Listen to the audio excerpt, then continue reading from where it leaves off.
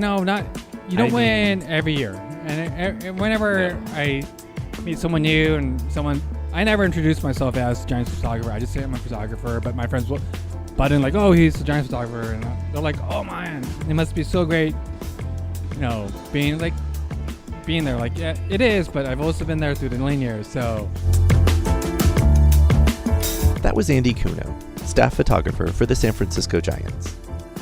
I'm Jeff, and this is Storied San Francisco, a way to get to know your neighbors.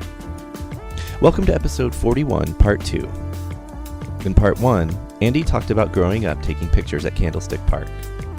He got his first job with the Giants in the mid-90s and has been with them ever since. In this episode, the second of 3, Andy shares stories of spending time with the San Jose Giants in 2009 with some young players who are now household names. The next season, some of them would join a group of veterans and other rising stars to win the first World Series in San Francisco Giants history. Here's Andy. We can go back to 2009. It's one of my favorite assignments ever. I traveled with the single A team in San Jose for 3 days. And when I was first pitched the idea, like, oh, great, this is going to be just like Bull Durham. These are the imagery I had. Like, I'm going to get this, I'm going to get that. I got none of it because that league is completely different from the California League. And it was basically, I had no idea that the California League was a commuting league. So that meant if you're in San Jose, you're going to take the bus to Stockton every day. Unless you had a day game, the following day. So I spent 3 or 4 days in Stockton.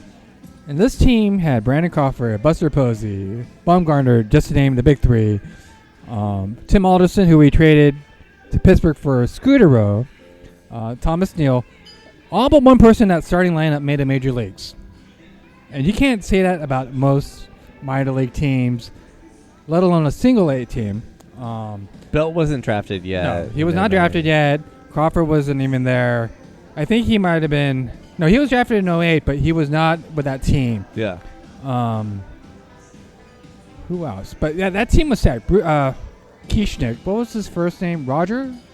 Or was it Roger Kieschnick? Yeah. Or second baseman? No, outfielder.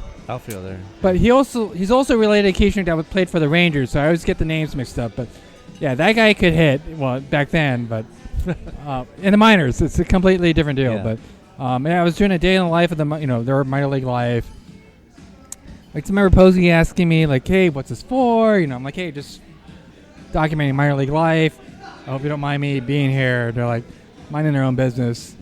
But I just remember getting asked by Andy Skills, the manager, hey, what's the most interesting thing you photographed? I'm like, it's got to be 40 sleeping in the middle of the bus. I've never seen this before. He's like, what? Like, I've, college ball, whatever, I've never photographed, so this is all new to me. It's fun photographing players making their own poker tables on the bus, just living life. Just living life, trying to make the most of, what they had. Yeah. And, their meal money was literally nothing. And, yeah, the post-game spread was literally nothing. It was up to a clubby to get, like, what do you call those deep-fried burritos, but they're skinny? Chimichangas, yeah. I think Bumgarner ate 20 of them, like, after a game. But, yeah, young Bum, young Crawford, just young everyone. And it was, looking back, it was like I still look back at that, and like that's like one of the best assignments I've ever had. Yeah. Because as these guys got caught up, they remembered me. Like, hey, you're the guy that was on the bus sticking his lens in our faces. And one of my favorite pictures is a Bumgarner sitting in 2 seats on the bus because, he's tall and lanky. But Crawford's in the back seat, or in the seat behind him, and he's just giving me the stink eye. Like, are you really taking a picture of this? Yeah. But, yeah. Good times. If you want to jump into 2010, to that World Series. Yeah. That was an exciting year because we were chasing the Padres till the very end. I think we won the West on game 161, right? No? 162? 162. Hey, your memory's better than mine. No, they were... I just remember 2 or 3. They were at the point where that series started where they needed to win 1 of 3, and they lost the first 2. I just remember Sanchez Jonathan Sanchez being confident. Yes. Yeah, did he hit a double on that? He did. He might have hit the game-winning run. I think he hit the game-winning run. Yeah. Yeah.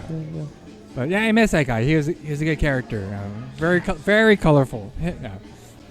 Quickly going back to 2009, were you there for his no-hitter? No, I was not. Yeah. I wasn't there, unfortunately. I was there.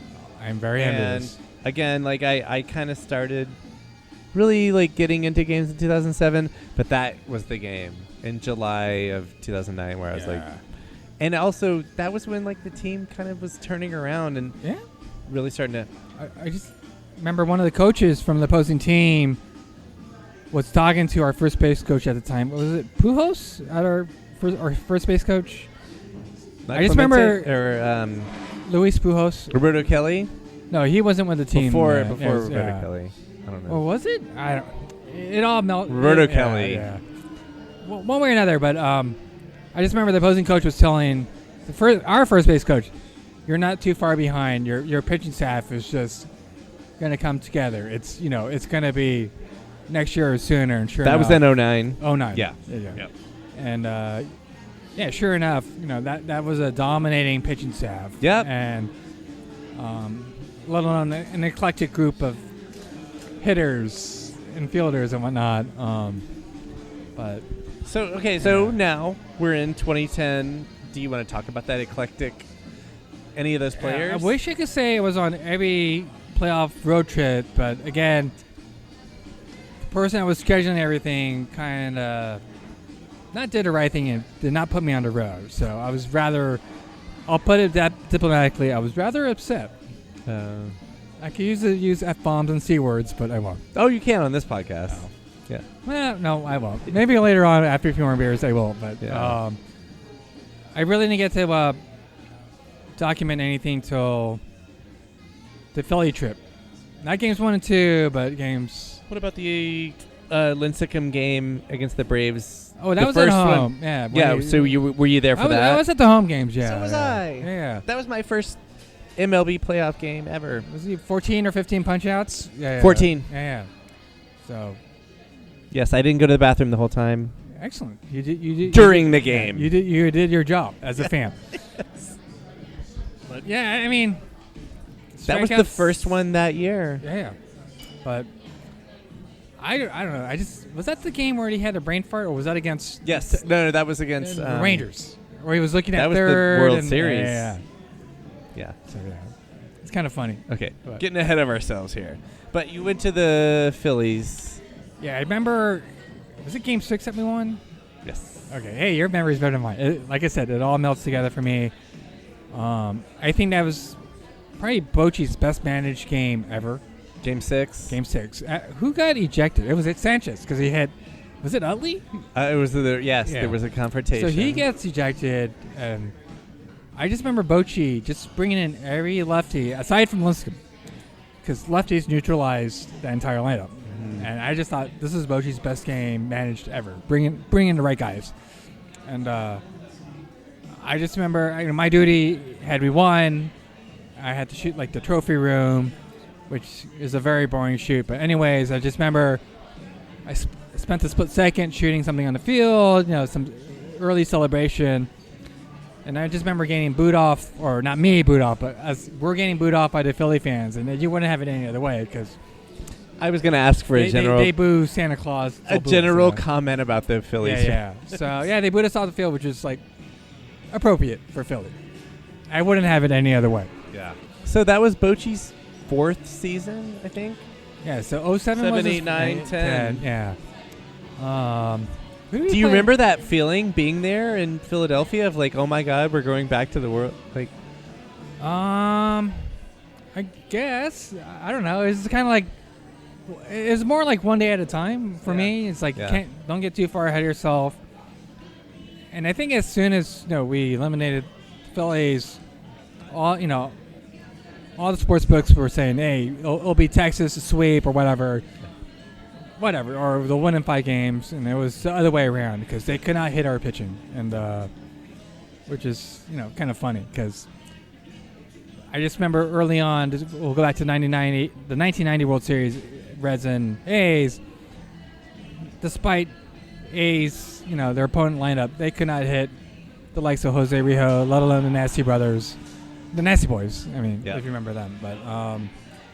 But I forgot which game in Texas. Might have been Game 3. I didn't want to take the team bus back, and I was with someone else, and we're trying to catch a cab. We walked outside the stadium, and we're trying to catch a cab back. Traffic's horrible, and trying to flag down his cab. The light was on. The guy's like, sorry, I already have a fare. It was like the guy's driving a Astro minivan, I think. And all of a sudden, the door opens up. It's Lincecum and Darren Ford waving us in. Ride with us. Darren Ford. Yeah, 40, the bullet. Yeah.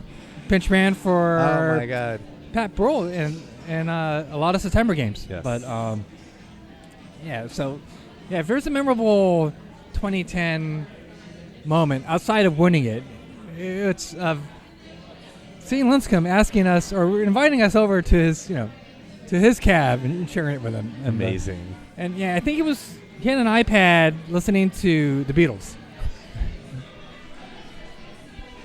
So because I'm like, oh, the Beatles, yeah. That's amazing. So we talked a little about music, and I miss that dude. Because I would always have my hair long. I got mistaken for him all the time in the service tunnel. Oh, no. He got mistaken for me. But it's definitely after, maybe 2011 World Series, or after 2012. we won 2011 spring training, after we won the World Series. I'm always in and out of the players area because I'm hauling gear in and out, whether it's for the main club or it's for a minor league facility. Mm-hmm. I just remember these fans screaming, Timmy! Oh, this collective groan was just awesome. But, hey, what can you do? He copied my hairstyle, and that was longer than he was.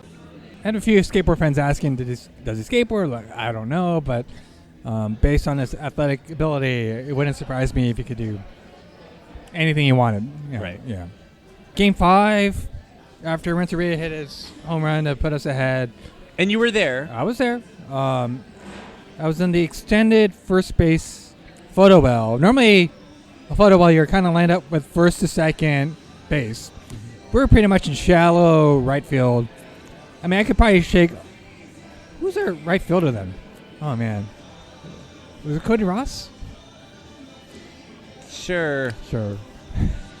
Literally, I could probably shake the right fielder's hand. We're that far out. Yeah. But either way, I just remember as we were about to close it out, the innings before, I'm just pacing. I was talking with my colleague, Brad Mangin, awesome photographer. At the time, I was shooting for SIA. And why were you pacing? Well, this was going to be the first San Francisco Giants World Series ever. And Brad being a lifelong diehard Giants fan, just trying to share that moment with him. Like, hey, is this going to happen? I'm just looking at each other like, what are we going to do? What are we going to do? This is like an amazing moment. And sure enough, Wilson strikes out. Was it Nelson Cruz? Yeah. I shoot. I forewarned everyone, hey, I'm running out there because that's, as a team guy, you can. And shoot. Oh, yeah. Every team guy or woman can document, you've got you're a right shoulder. You can go out there with TV and shoot on field. So, I forget what images they got, but, you kind of react to it wasn't your image. They're my images, but you kind of react to what you see. I mean, obviously you want to get the posies and whatnot, but you kind of, like I said, you see a moment from the corner, you turn around and shoot. So, check back tomorrow for part 3, when Andy shares stories from the 2012 and 2014 World Series. Music for the podcast is by Joe Begale. Film photography is by Michelle Kilfeather.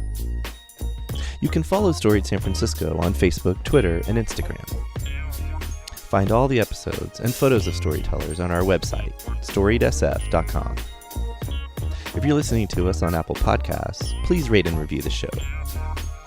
Send comments and suggestions to storiedsf@gmail.com. Thanks for listening.